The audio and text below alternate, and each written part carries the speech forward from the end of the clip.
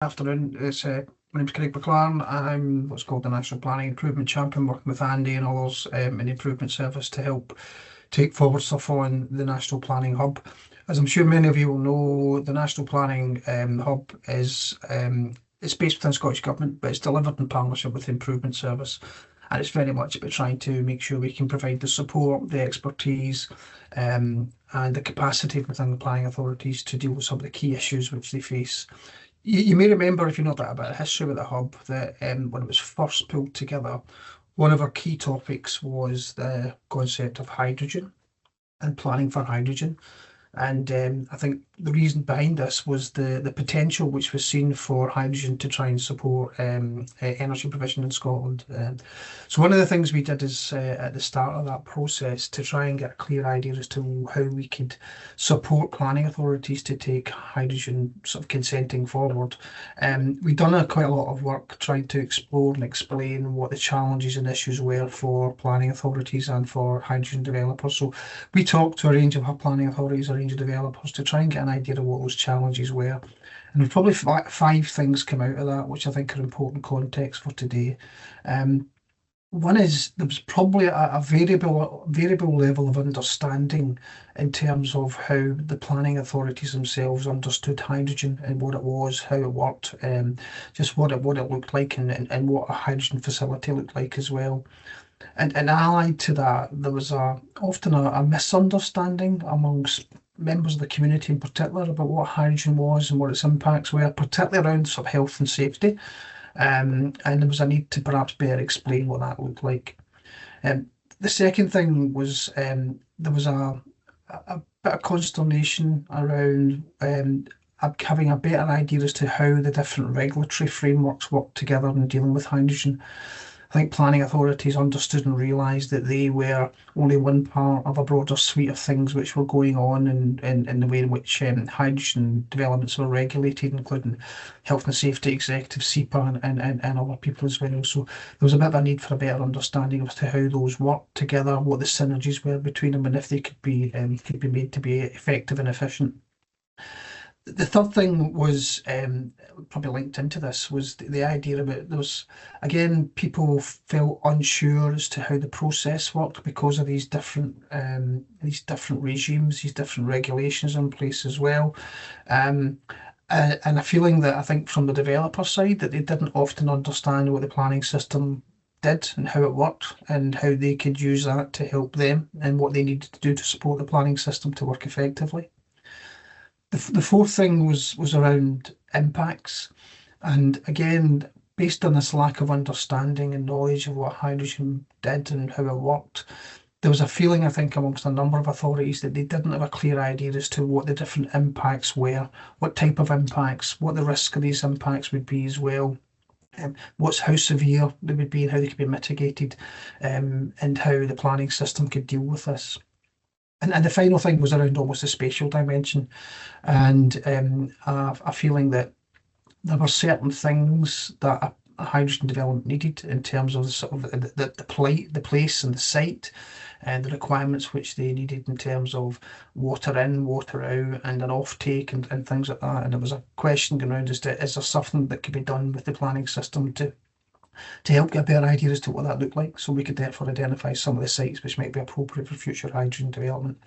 So as part of that, in the hub, what we've been doing over the periods is developing some tools and resources to help people with that. They include an early engagement guide for developers into the planning system, so they could talk sort of quickly and more upfront towards planning authorities as well.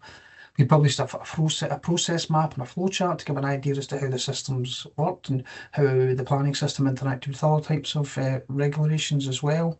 We published a range of case studies, and there had been developed some online videos which gave an introduction to public sector for housing. And throughout this period, Scottish Government's been very keen and very aware of the fact that there's a need to try and support planning authorities to do that, and they have been developing guidance on hydrogen consenting, and that's what we're going to discuss today. So what I'm going to do in a minute, I'm going to pass you over to Stuart McKay, as Andy said.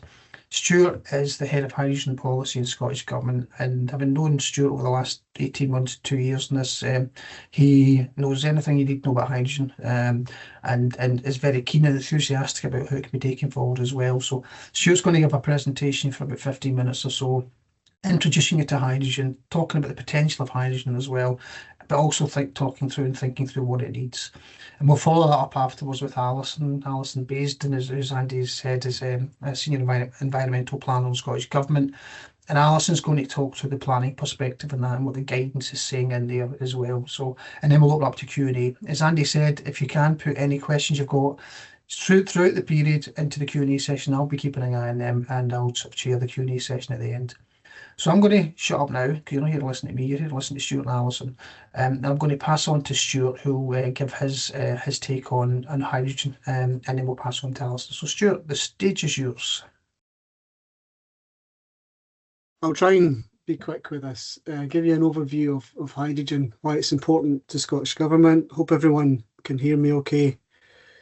If you've heard me speak before, you probably think it's a blessing that you couldn't get access to me a minute ago. Hydrogen is part of our energy mix going forward, we believe, because it's difficult to electrify everything.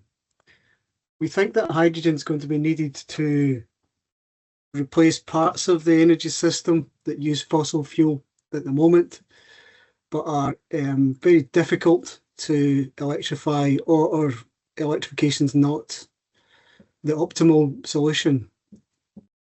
This wee slide, I hope you find quite useful. I want to concentrate on number 1, 2, and 3 here, first of all. So one of the roles that is strategic for hydrogen, at a high level, we think, is to enable efficient use and integration of renewable energy. So this is surplus renewables from wind farms, etc., where we think that electricity production, when the grid isn't needing it, can be diverted to hydrogen production for useful purposes, therefore making things a bit more efficient and helping the integration of renewables into the wider grid. For number 2, we also think that hydrogen is a good form to transport energy. It can be used as a liquid or a gas. It can be transported big distances even across the sea, across sectors and regions. So it's useful in that way in terms of its portability as an energy source. The other strategic reason for our interest in hydrogen is the role that it can play in the production of power. By the production of power, I mean electricity. So feeding electricity back into the grid through electrolyzers, the fuel cells. So, but also as an energy store. So storing energy in the form of hydrogen during the summer, perhaps, and using it in the winter. Similar to what we do with gas at the moment, we have 6 gas storage fields in the UK, across the UK, which store gas during the summer and let it out in the winter when we're all cold and need it. Hydrogen can do that role as well, we think. So these are the kind of strategic reasons for interest in hydrogen. The more local things that you might come across are 4, 5, 6, and 7 there. So decarbonising parts of transport. This is the kind of heavier side of transport. And by that we mean heavy vehicles, and we mean shipping and parts of aviation as well. Decarbonising industry. Industry needs high temperature heat, and that's provided mostly by gas at the moment, natural gas. Hydrogen can do the same role, and we need to work the economics out of that, but it can do the same role with not a lot of change to equipment, and it can be zero carbon as well, so it's a useful thing in that regard, very much so. The other things that we can use hydrogen for is to make fuels with. So I'll give you a slide on that in a few minutes that gets into the chemistry of that. And perhaps even we can help decarbonise our buildings, the heat for buildings with hydrogen. H100 is a project in Fife, which you may have heard of, that's currently fitting 300 boilers to homes in Leven to trial 100% hydrogen. That system's already built and it's just been commissioned, so it's well on and it's quite advanced. But don't panic, it's not as complex as people think. I think people think hydrogen is quite obscure thing to think about, but it's also, I think people regard it as a new thing. It's not a new thing. Hydrogen production's been happening for a long, long time. We understand how it's produced. We understand how to store it as well safely and use it and transport it. This is a wee example of something we can do with hydrogen that perhaps most people don't think of in their daily life. So we can use hydrogen, add other things to it, and produce sustainable fuels. This example here is green methanol, where we can add CO2, hopefully biogenic CO2, to hydrogen and produce green methanol, which can be used in things like shipping as a fuel. It can be converted to other things that can help the aviation industry as well, and large trucks, etc. So there's lots we can do with hydrogen. If that example there was nitrogen instead of CO2, then you'd be making ammonia, which is a useful fuel too.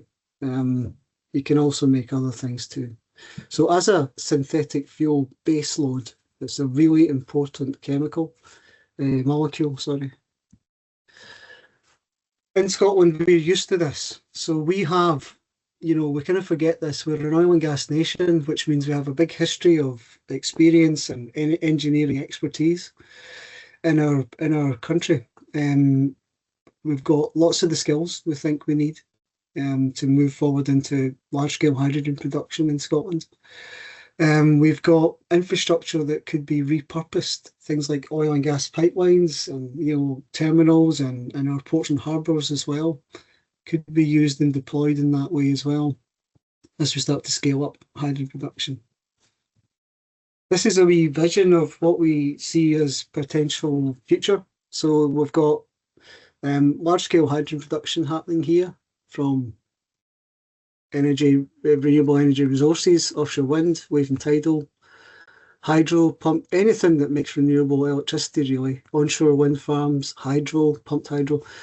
In this system, we've got a converter station in place there, which is providing electricity to an electrolyser plant and water and producing green hydrogen. Some of it you can see is for export, we hope, to international markets and down to the UK as well, the UK market, and then local uses of that hydrogen or hydrogen fuel derivatives in transport and housing, and also industry too, for high temperature heat. So this is the kind of wider vision that we're trying to move to. But everything on this wee map needs to be consented, doesn't it? It needs planning permission. It needs regulations around it. And that's what Alison will talk you through shortly. So that's all from me. These are some other documents that you may find useful if you have time. And I'll pass you back to Andy and happy to answer questions later. Thank you for having me this afternoon, and to pick up on Craig and Stuart's earlier presentations, the hydrogen planning and consenting guidance has been produced by Scottish Government in collaboration with Ironside Farah to help address some of the issues that Craig spelled out earlier on in the session. So to follow on from Stuart's presentation, Stuart's really set out the stall well for hydrogen. It's important to remark that Scotland has this unique opportunity for hydrogen production given where we are. We've got lots of onshore wind, offshore wind, lots of electricity about, and also we have a very wet climate and we're an island nation, so we do have the water resources in places to deliver lots of green hydrogen through electrolysis. So with that in mind, Scotland wants to be a leader in the production and export of hydrogen and hydrogen derivatives, so some of those other products that Stuart was mentioning, for use in UK and Europe. So we do have targets, or ambitions, should I say, for the production of hydrogen, 25 gigawatts by 2045. So super ambitious here in Scotland in terms of what we can do with hydrogen and how much we can produce. Excitingly, as I say, we worked together with Ironside Farah on producing some planning and consenting guidance with the aim of really resolving some of the issues that Craig talked about for developers and also planning authorities. So really trying to explain the landscape for planning and consenting hydrogen projects in Scotland, both onshore and offshore, and understanding some of the impacts as well linked to hydrogen development. So while the guidance itself is mainly targeted towards developers and operators, so they can have a head start, as it were, in terms of understanding the different planning and consenting processes at play, we are also really hopeful that the guidance can be used by decision makers on wider consultees as well. So it's a really good starting point. I should say the guidance is due to come out on the 5th of February, so watch this space. We'd be really excited for you to actually take advantage of the document and use it as you're considering or advising on planning applications for hydrogen development. To summarise, the guidance does cover all the key consenting processes and permitting processes linked to hydrogen production. So key for everyone on this call will be the planning permission and environmental impact assessment process. The guidance also covers the hazardous substances consent process, and also the COMA regulations, and then alongside SEPA's environmental permitting regimes as well. The guidance even goes so far as considering the production of hydrogen in the offshore environment as well. So it's really comprehensive in terms of what it covers. Something that we were really keen that the guidance should do is to foster what we're calling, I guess, a Team Scotland approach to the production of hydrogen. So really promoting ideas such as pre-application engagement, so all the different stakeholders can get around the table and resolve issues early on, because we recognise that through productive pre-application engagement, issues can be resolved early.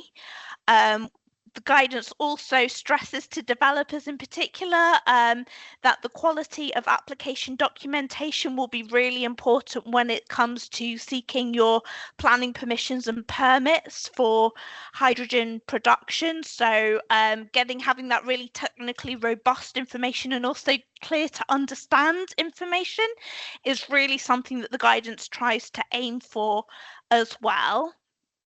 One thing that we were very keen that the developers and planning authorities should also do is learn how to communicate the impacts and benefits of hydrogen production as well to local communities. So hydrogen, as Stuart set out, is a great opportunity for Scotland. It can support our rapid decarbonisation, but it comes with different impacts, and most notably communities in particular are very concerned often by the health and safety implications. So it's important to emphasise to people when bringing forward proposals the measures that are in place to ensure the health and safety of everyone concerned.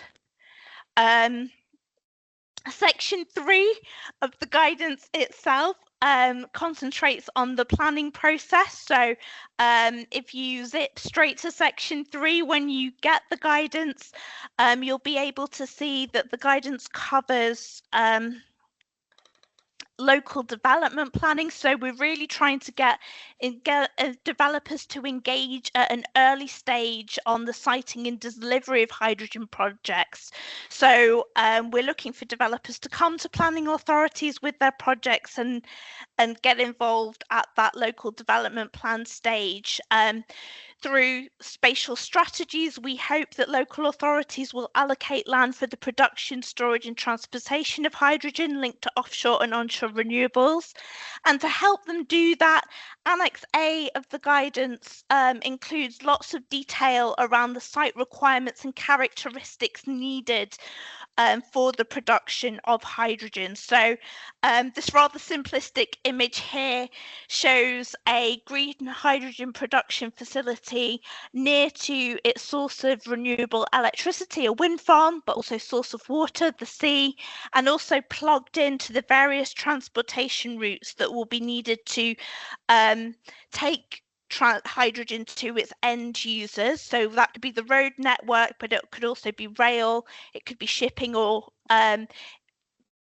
hydrogen can be transported by pipeline as well. So we really want planning authorities to think about the locational advantages of certain sites when it comes to the delivery of green hydrogen production. So Section A of the guidance is really good at providing a bit of a grounding in terms of what hydrogen projects need when they're being cited. It's also important to cover the development management process through the hydrogen planning and consenting guidance, and there's also detailed information on that as part of Chapter 3 of the guidance, and it covers the main routes for planning permission for the different elements of your hydrogen project. As I think Stuart was just covering a moment ago, the route towards getting your hydrogen planning permission may be quite fragmented depending on the type of components that it's made up of. So if you're generating renewable electricity yourself, if that is in excess of 50 megawatts in generation capacity, then you'll require a Section 36 consent for the generation element of your scheme. The hydrogen plant itself isn't classified as electricity generation and therefore would require typically a planning permission from the relevant local authority for those parts of the hydrogen plant that are really involved in the production of hydrogen, compressing it down so it can be transported to places, converting it into other products such as ammonia, or storing the hydrogen. You may also require a separate consent for the transportation of hydrogen, particularly if you're transporting by pipeline. Cross-country pipeline consent is often required for pipelines in excess of 16 kilometres long. So it can be a fragmented process bringing forward a hydrogen project, and those early pre-application discussions are really, really important. Also important is to mention that certain hydrogen projects have national development status in our NPF4, which means the needs case for the development has already been established. Those projects include, just a moment, energy innovation on the islands, Aberdeen Harbour, industrial green transition zones, the Hunterston strategic asset, and the Chapel Cross power station redevelopment. So all of those national developments have explicitly a hydrogen component included. Otherwise, your hydrogen production facility is likely to be treated as a major development, as it could well meet the descriptions of development included in the hierarchy of developments.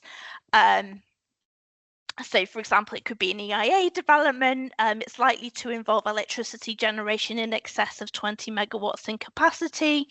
It might include pipelines of a length greater than 8 kilometres. So really, these are big, beefy developments that need to be handled and processed accordingly by the planning authority.